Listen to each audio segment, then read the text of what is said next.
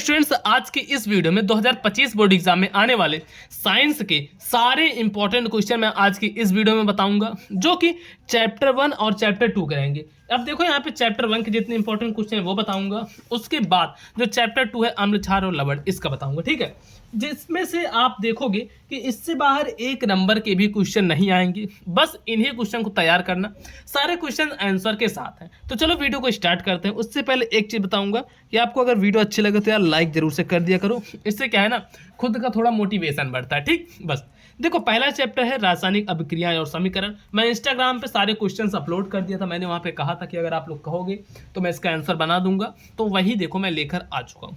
जिसका चैप्टर का नाम है रासायनिक अभिक्रियाएं एवं समीकरण, जिसका इंग्लिश में नेम है केमिकल रिएक्शन एंड इक्वेशन। ठीक, अब देखो इसका फर्स्ट क्वेश्चन है कि रासायनिक अभिक्रिया किसे कहते हैं, उदाहरण देकर समझाना है। देखो रासायनिक अभिक्रिया किसे कहते हैं और उदाहरण देकर समझाना है। तो चलो इसका मैं अभी आपको बताऊंगा पीडीएफ कहाँ पे मिलेगा। उससे पहले मैं इस क्वेश्चन को बताता हूँ। तो रासायनिक अभिक्रिया वह प्रक्रिया है, रासायनिक अभिक्रिया वह प्रक्रिया है जिसमें एक या एक से अधिक पदार्थ, जिसमें क्या है, एक या एक से अधिक पदार्थ मिलकर एक नए पदार्थ मतलब कि उत्पाद का निर्माण करते हैं। इसमें पदार्थ के रासायनिक गुण बदल जाते हैं। इसमें जो पदार्थ का जो रासायनिक गुण होता है, जैसे यहाँ पे देखो एग्जांपल दिया गया है H+O। H क्या हो गया आपका हाइड्रोजन हो गया, O क्या हो गया ये ऑक्सीजन हो गया, ये दोनों मिलकर H2O बना। H2O क्या होता है, वाटर होता है, H2O होता है जल। ठीक है, तो यहाँ पे इसका देखो रासायनिक गुण भी बदल गया, ये हाइड्रोजन था, ये ऑक्सीजन था, यहाँ पे बन के क्या बन गया आपका पानी बन गया। तो इस तरीके से है। उसके बाद इसमें हाइड्रोजन और ऑक्सीजन मिलकर पानी का निर्माण करते हैं। देखो नीचे यहाँ लिखा भी गया है कि इसमें हाइड्रोजन और ऑक्सीजन मिलकर पानी का निर्माण करते हैं। फिर इसके बाद देखो दूसरा क्वेश्चन है, दूसरा क्वेश्चन है कि रासायनिक समीकरण को संतुलित क्यों किया जाता है। रासायनिक समीकरण को संतुलित आखिर क्यों किया जाता है, इसे संतुलित करने का नियम लिखिए। इसको संतुलित कैसे किया जाता है ये भी लिखना है, लेकिन मेन यहाँ पे है कि रासायनिक समीकरण को संतुलित क्यों किया जाता है, बैलेंस क्यों किया जाता है। तो देखो रासायनिक समीकरण को संतुलित इसलिए किया जाता है ताकि द्रव्य के संरक्षण का नियम, जो द्रव्य के संरक्षण का नियम है, law of conservation of mass, बना रहे। और इसका मतलब यह है कि अभिक्रिया में कुल अभिकारकों का द्रव्यमान उत्पादों के द्रव्यमान के बराबर होना चाहिए। आपको ये याद करना है कि जो अभिकारकों का द्रव्यमान है वह उत्पादों के द्रव्यमान के बराबर होना चाहिए। इसलिए हमें इसको क्या करना पड़ता है, संतुलित करना पड़ता है। जिसके यहाँ पे 2 पॉइंट है कैसे संतुलित करना है। तो अभिक्रियाओं में प्रयुक्त तत्वों की संख्या दोनों पक्षों, जैसे अभिकारक और जो उत्पाद, जो अभिकारक होते हैं शुरू में जैसे H2+O2 है ना, तो ये हो गए अभिकारक, और यहाँ जो उत्पाद बना H2O, जो उत्पाद बना इसे हम उत्पाद बोलते हैं। ठीक है, तो अभिकारक और उत्पाद में बराबर होने चाहिए। दूसरा है कि सबसे सरल अणु से शुरुआत करते हैं, जो सबसे सरल अणु है उनसे शुरुआत करते हैं और अभिक्रियाओं को संतुलित किया जाता है। इस प्रकार से सेकंड क्वेश्चन खत्म। उसके बाद आता है हमारा देखो स्टूडेंट्स थर्ड क्वेश्चन, और बता रहा हूँ 100% इंपॉर्टेंट क्वेश्चन है, इससे बाहर कोई भी क्वेश्चन नहीं आएंगे। एक चैप्टर से सिर्फ 8 क्वेश्चन लिए गए, बड़े छोटे छोटे, और ये आप पढ़ लोगे तो समझ लो आप पूरा साइंस में एकदम महाराज बन जाओगे। ठीक है, थर्ड क्वेश्चन है कि निम्नलिखित अभिक्रियाओं को संतुलित कीजिए। अब ये जो अभिक्रिया दी गई है ना, इस अभिक्रिया को संतुलित करना है, जो कि है H2+O2 गिव्स H2O, इसको संतुलित करना है। अब यहाँ पे देखो 2 हाइड्रोजन है, यहाँ पे 2 हाइड्रोजन है, यहाँ पे 2 ऑक्सीजन है, लेकिन यहाँ पे 2 ऑक्सीजन नहीं है, तो इससे ही हमें संतुलित करना है। इसको संतुलित कैसे करेंगे, ये चीज़ तो पहले हटा ही दो। ठीक है, यहाँ तक है, देखो ये संतुलित हो गया। आगे यहाँ पे 2H2O लगा देंगे और यहाँ पे H के आगे 2, तो देखो 2H2+O2 गिव्स 2H2O, ये हो जाएगा। उसके बाद ये वाला संतुलित करना है। अब इसमें जैसे फेरस, फेरस इसको क्या बोलते हैं, फेरस, जो कि होता है क्या अपना लोहा। ठीक है, और ये H2O, लोहा और पानी को मिलाएंगे तो फेरस डाइसल्फेट, तो ये बनेगा। अब यहाँ पे देखो Fe1 एक है, यहाँ पे 3 है, जिसके लिए यहाँ पे 3 लगा देंगे, देखो 3 Fe हो गया। अब यहाँ पे 4, ये देखो ऑक्सीजन 4 है, यहाँ पे एक ही ऑक्सीजन है, इसके लिए 4 यहाँ पे लगा देंगे, 4H2O, और यहाँ तक ये बन जाएगा H4H2। ठीक है, ये इतना काट देंगे, बस यहीं तक ही लेना, ये अपना संतुलित हो गया। तो ये क्वेश्चन था। उसके बाद चौथा नंबर जो इंपॉर्टेंट क्वेश्चन आता है कि संयोजन अभिक्रिया एवं अपघटन अभिक्रिया में क्या अंतर है। संयोजन अभिक्रिया और अपघटन अभिक्रिया, इनमें क्या अंतर है, उदाहरण देकर समझाना है। तो देखो संयोजन अपक्रिया, अब ये संयोजन अपक्रिया किसे कहते हैं? जब दो या दो से अधिक पदार्थ मिलकर संयोजन, आपको नाम से ही लग रहा है कि संयोग होगा, दो पदार्थों का आपस में संयोग होगा। तो जब दो या दो से अधिक पदार्थ आपस में मिलकर एक नया पदार्थ बनाते हैं, क्या करते हैं? एक नया पदार्थ बनाते हैं, तो उसे संयोजन अभिक्रिया हम कहते हैं। जैसे कि ये देखो H मतलब हाइड्रोजन, Cl मतलब क्लोरीन, हाइड्रोजन और ये क्लोरीन मिल रहा है तो HCl अम्ल का निर्माण कर रहा है, तो इस प्रकार से। और अब अपघटन अभिक्रिया ये किसे बोलते हैं? तो इसको भी समझ लो। यहाँ पे क्या होता है कि जब कोई एक पदार्थ टूटकर दो या दो से अधिक नए पदार्थ का निर्माण करते हैं। कोई एक पदार्थ है जो कि टूट जाएगा, मान लो ये बॉक्स है, ये टूटकर दो अब इतने छोटे छोटे बॉक्स का निर्माण करेगा, तो उसे अपघटन अभिक्रिया कहते हैं। एग्जाम्पल में आप ये ले सकते हो, CaCO3 जब ये टूटा तो पहला बना कैल्शियम, ये देखो ये कैल्शियम कार्बोनेट था, ठीक है, तो कैल्शियम ऑक्साइड बना, और यहाँ पे CO2 जो हमारा कार्बन डाइऑक्साइड बना, तो इस प्रकार से टूट के बनता है। उसके बाद 5वां नंबर क्वेश्चन है जो कि अंतः ऊष्मीय और ऊष्माक्षेपी अभिक्रियाओं में अंतर बताना है। को अंतः ऊष्मीय अभिक्रिया कौन सी है और ऊष्माक्षेपी? तो देखो अंतः ऊष्मीय अभिक्रिया ऐसी अभिक्रिया जिसमें ऊष्मा जो हीट होती है वह अवशोषित होती है। नाम से ही लग रहा है अंतः ऊष्मीय, जिसमें ऊष्मा अवशोषित होती है उसे अंतः ऊष्मीय अभिक्रिया कहते हैं। जिसका एग्जाम्पल है N मतलब नाइट्रोजन, N से क्या होता है? नाइट्रोजन, O से होता है ऑक्सीजन, ये बन गया 2NO, ठीक, इस प्रकार से। उसके बाद ऊष्माक्षेपी अभिक्रिया भी कहा गया है, तो ये देखो ऊष्माक्षेपी अभिक्रिया सारे मैं आपको बता रहा हूँ, ऐसे ही करके ना सारे चैप्टर्स के बता दूंगा और इन्हीं को पढ़ लोगे। इससे बाहर एक नंबर का भी आपका कोई भी क्वेश्चन नहीं आएगा। जितना आप 2025 के लिए मोबाइल पे स्कूल चैनल से पढ़ोगे 2025 के लिए, सिर्फ इतना ही आने वाला है आपके पेपर में, इससे बाहर कहीं पर भी कुछ नहीं आएगा। देखो ऊष्माक्षेपी अभिक्रिया ऐसी अभिक्रिया जिसमें ऊष्मा उत्पन्न होती है, उसे क्या कहते हैं हम? ऊष्माक्षेपी अभिक्रिया कहते हैं। जैसे कि CH4 को क्या बोलते हैं हम? मेथेन, ठीक है। और उसके बाद O2 ऑक्सीजन, मेथेन और ऑक्सीजन मिल गया तो CO2 पहला क्या किया कि ये कार्बन डाइऑक्साइड बना दिया, और दूसरा 2H2O, ये क्या हुआ? जल बना दिया, ठीक। यहाँ पे देख रहे हो मेथेन और ऑक्सीजन मिलके कार्बन डाइऑक्साइड और जल का निर्माण कर रहे हैं। उसके बाद है 6वां नंबर क्वेश्चन जो कि विस्थापन एवं द्विविस्थापन अभिक्रिया में क्या अंतर है? उदाहरण देने कि विस्थापन अभिक्रिया क्या है और द्विविस्थापन अभिक्रिया क्या है और इनमें क्या अंतर है, उदाहरण देकर समझाने। तो देखो विस्थापन अभिक्रिया एक अभिक्रिया जिसमें अधिक क्रियाशील धातु कम क्रियाशील धातु को उसके यौगिक से विस्थापित कर देते हैं। मान लो कोई अभिक्रिया जिसमें क्या है, जो कोई अधिक क्रियाशील धातु है, कोई क्रियाशील अधिक है धातु, वो क्या करेगा कि कम क्रियाशील धातु को अपने उसके यौगिक के साथ विस्थापित कर देगा, उसे क्या हम बोलेंगे? विस्थापन अभिक्रिया। जैसे कि देखो यहाँ पे CuSO4 था और जिंक जब यहाँ पे आया तो Cu जो कॉपर का स्थान है उस जिंक ने ले लिया, तो देखो जिंक SO4 हो गया, जिंक सल्फेट हो गया और यहाँ पे कॉपर को अलग भेज दिया गया। उसके बाद द्विविस्थापन अभिक्रिया है कि एक अभिक्रिया जिसमें दो यौगिक आपस में अपने अवयवों का आदान प्रदान करते हैं। एक ऐसी अभिक्रिया जिसमें दो यौगिक आपस में अपने अवयवों का आदान प्रदान करते हैं। जैसे देखो Na2SO4 प्लस BaCl2। अब यहाँ पे क्या हुआ? Na SO4 के साथ है, तो अब देखो ये जो है Na जो है ये आ जाएगा Cl के साथ, ये इसके साथ आ जाएगा, ये इसके साथ। देखो यहाँ पे BaSO4 बन गया, ये BaSO4 बन गया, ये वाला यहाँ पे आ गया और ये वाला जो था यहाँ पे आ गया, ठीक, इस प्रकार से। उसके बाद 7वां नंबर क्वेश्चन है जो कि 7वां नंबर है कि रासायनिक अभिक्रियाओं के 4 प्रकार लिखिए और प्रत्येक का उदाहरण दीजिए। रासायनिक अभिक्रिया के कौन से 4 प्रकार होते हैं वो लिखना है और सबके एक एक उदाहरण। सबसे पहले संयोजन अभिक्रिया, जिसका उदाहरण है ये देख लो, H plus hydrogen plus oxygen मिलकर जल बना दिया। उसके बाद देखो कैल्शियम कार्बोनेट ये मिलकर calcium oxide plus carbon dioxide बना दिया, जो कि अपघटन अभिक्रिया है। फिर विस्थापन अभिक्रिया भी इस प्रकार से है। और उसके बाद देखो आता है अपना द्विविस्थापन अभिक्रिया।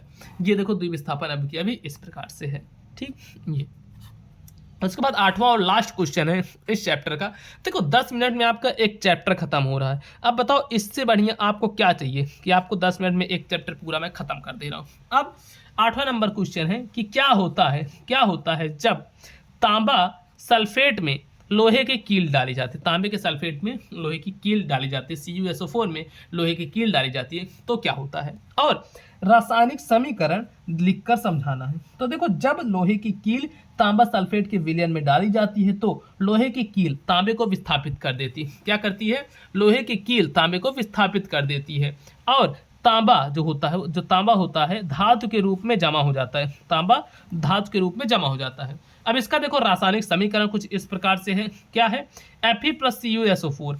Fe जो है हमारा वह लोहा है, Fe क्या है, लोहा है। CuSO4 जो तांबे का सल्फेट है, ये अब इसमें जाता है, तो जो ये लोहा है ना, ये Fe जो है लोहा यहाँ पे आएगा सल्फेट के साथ, और तांबे को देखो अलग कर दिया, भैया जाओ तुम यहाँ पे, हम तुम्हारे साथ नहीं रहेंगे। इस प्रकार से हो गया। इसके बाद देखो आता है अपना सेकंड चैप्टर।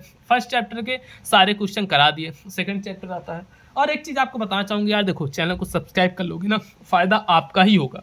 जितने क्वेश्चन बताता हूँ ना, सारे क्वेश्चन हर बार पेपर में आते हैं, हर बार सारे क्वेश्चन पूछे जाते हैं, तो आपको ये सारे क्वेश्चन एकदम बढ़िया से तैयार करके चलने हैं। अब देखो चैप्टर सेकंड है अम्ल, क्षार और लवण। अम्ल, क्षार और लवण, acid, basis and salt, acid, basis and salt. तो देखो जिसका पहला नंबर क्वेश्चन है कि अम्ल और क्षार की परिभाषा दीजिए। अम्ल और क्षार की परिभाषा देनी है और उदाहरण सहित समझाने, जिसमें देखो उत्तर इसका, अम्ल वे पदार्थ जो जल में घुलकर H+ आयन देते हैं वे अम्ल कहलाते हैं। ऐसे पदार्थ जो कि जल में घुलकर H+ आयन देते हैं अम्ल कहलाते हैं। उदाहरण के तौर पे भी कुछ दिए गए हैं, जैसे देखो HCl है, ठीक है, H2SO4 है। उसके बाद क्षार, वे पदार्थ जो जल में घुलकर OH- आयन देते हैं, क्या करते हैं वे, OH- आयन देते हैं, वो क्या कहलाते हैं दोस्तों, क्षार कहलाते हैं। बता रहा हूँ आपको, सबसे इंपॉर्टेंट क्वेश्चंस मैं करवा रहा हूँ, ऐसे क्वेश्चन जो कि आपको कहीं पर देखने को नहीं मिलेंगे, कहीं भी यूट्यूब चैनल पे आप देखते हो कि आपको चैप्टर पढ़ाया जाएगा, लेकिन मैं कहता हूँ कि उसके इंपॉर्टेंट क्वेश्चन भी पढ़ाओ ना, जो कि बच्चे के एग्जाम में भी आए और वह एग्जाम दे और बाद में आपको दुआएं भी दे कि हाँ सर आपने पढ़ाया तो बढ़िया था, मैं आपकी वजह से 90%, 92%, 95% लेके आऊँ। और इस चैनल से पढ़ के अभी तक तो हाईएस्ट 97.5% लाया था, जो कि जिला टॉपर था। तो अब आप बताना कि आप कितना लाना चाहते हो, क्या आप इस रिकॉर्ड को तोड़ोगे, यूपी टॉपर बनोगे, आप मुझे जरूर से बताना। उसके बाद देखो सेकंड नंबर क्वेश्चन है कि नींबू का रस खट्टा क्यों होता है। नींबू का रस खट्टा क्यों होता है, इसमें कौन सा अम्ल पाया जाता है। तो देखो नींबू का रस खट्टा होता है क्योंकि इसमें सिट्रिक अम्ल, इसमें क्या होता है, सिट्रिक अम्ल पाया जाता है जो खट्टा स्वाद देता है। ये हो गया। तीसरा नंबर क्वेश्चन है कि पीएच मापांक क्या है। पीएच का देखो फुल फॉर्म होता है, मैं आपको बता देता हूँ, बहुत सारे बच्चों को नहीं पता होगा। इसका फुल फॉर्म होता है पावर ऑफ हाइड्रोजन, ठीक है, पावर ऑफ हाइड्रोजन। पीएच का फुल फॉर्म होता है पावर ऑफ हाइड्रोजन। तो पीएच मापांक क्या है, इसका महत्व बताना है। देखो पीएच मापांक एक ऐसा मापांक है जिससे किसी विलयन की अम्लीयता या क्षारीयता मापी जाती है, कि कोई विलयन कितना अम्लीय है या फिर कोई विलयन कितना क्षारी है, यह मापा जाता है। किससे मापा जाता है, पीएच पैमाने से। ठीक, अब देखो कुछ महत्वपूर्ण पॉइंट है, जिसका पहला पॉइंट है कि कृषि में मिट्टी की उर्वरता मापने में, तो खेती वाली जो मिट्टी होती है वह कितनी उपजाऊ है उसको मापने में पीएच का उपयोग किया जाता है। उसके बाद है शरीर में विभिन्न अंगों के सही कार्य के लिए पीएच आवश्यक है। उसके बाद थर्ड नंबर है पीने के पानी का पीएच 7 के आसपास होना चाहिए। आपको पता है भाई, पीने का जो पानी होता है, ड्रिंकिंग वाटर होता है, उसका पीएच वैल्यू 7 होती है। 7 से कम है तो वह क्या हो जाएगा दोस्तों, वह अम्लीय हो जाएगा। 7 से अधिक है तो वो क्या हो जाएगा, क्षारीय हो जाएगा। ठीक, इस प्रकार से रहता है। उसके बाद आते हैं अपने चौथे नंबर क्वेश्चन पे। अब देखो अपना जो चौथा नंबर क्वेश्चन है, अम्ल, क्षार और लवण का दैनिक जीवन में उपयोग बताना है। तो देखो अम्ल का जो उपयोग है सिरका बनाने में उपयोग किया जाता है और भोजन के स्वाद के लिए उपयोग किया जाता है। ठीक है, अम्ल जो होता है सिरका का उपयोग भोजन में स्वाद के लिए किया जाता है। और जो क्षार होता है जिससे साबुन बनता है और इसका उपयोग सफाई के लिए किया जाता है, चाहे कपड़ों की सफाई देख लो, चाहे शरीर की सफाई। ठीक, उसके बाद है चौथा ये वाला, मतलब थर्ड, लवण, जिससे हम नमक बोलते हैं, इसको क्या बोलते हैं, इसको सॉल्ट बोलते हैं। खाने का नमक जो कि NaCl होता है, सोडियम क्लोराइड, या भोजन में इसका प्रयोग किया जाता है, क्योंकि बिना नमक के यार स्वाद आएगा ही नहीं ना। ठीक। अब देखो 5वां नंबर क्वेश्चन। और एक चीज बता दो, जो भी कह रहे थे कि भैया कोर्स लेके आओ कोर्स लेके आओ, तो आपके लिए मैं कोर्स ला दिया हूँ। आपको क्या करना है 2025 बोर्ड एग्जाम के लिए, अगर आपको क्लास 10th का कोर्स चाहिए तो इस नंबर पे जैसे ही मैसेज करोगे आपके पास लिंक आ जाएगी, वहां से डायरेक्टली यार कोर्स ले सकते हो। मैं बता रहा हूँ सबसे सस्ते, पूरी यूट्यूब में सबसे सस्ते प्राइस में दे रहा हूँ। नहीं तो आप लोगों को क्या करना है, प्ले स्टोर पर जाके सर्च करना है मोबाइल पर स्कूल, ठीक है। मोबाइल पर स्कूल सर्च करोगे अगर प्ले स्टोर में, तो आपके सामने ऐप आ जाएगी और उस ऐप में देखोगे तो वहाँ पे आपको मिल जाएगा कोर्स। उसके बाद 5वां नंबर क्वेश्चन है, अम्ल क्या है, इसके प्रभाव क्या होते हैं।